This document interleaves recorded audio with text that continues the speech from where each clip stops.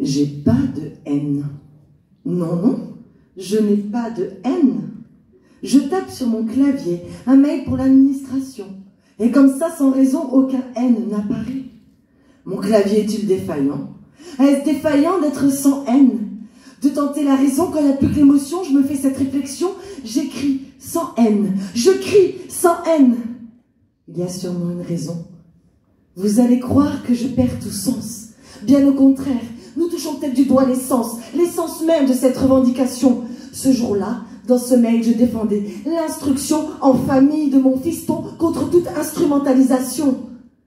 Leur administration me fout la gerbe. Je sens monter un burn-out en moi qui germe. Les dossiers, les papiers, les explications, ça te fout la pression.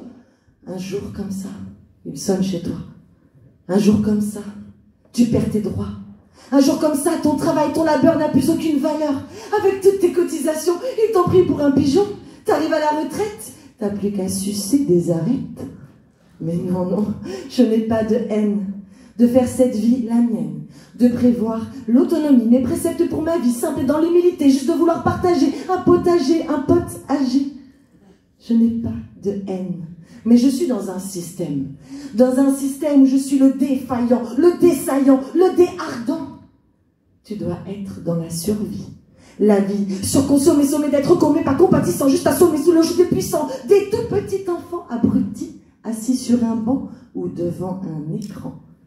Mais si tu vois la vie autrement, savoir reconnaître une fleur dans un champ, construire à plusieurs un habitat léger qui relie les vivants, habiter légèrement, ne pas trop avoir d'incidents, essayer simplement une vie bon enfant. Ils attaquent mon mode de vie. Mais la vie, c'est pas une mode, c'est un monde dont nous faisons partie. Pour en faire quoi? Regardez-nous aujourd'hui, nos enfants, 8 heures par jour, assis sagement comme on leur a appris, ingurgités de belles conneries.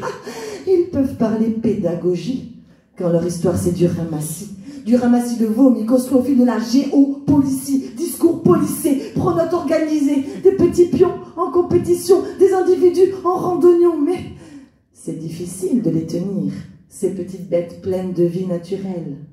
Elles savent dire, exprimer, crier, rager, penser par elles-mêmes. Elles ne sont pas toutes polies par le système. Ils sont préoccupants, ces enfants. Ces enfants qui se lèvent, ces enfants qui rêvent. Ils sont préoccupants, ces occupants des prés, des forêts, des rivières. Ils sont préoccupés par nos enfants qui n'auront pas devenu grands, ni soumission, ni haine.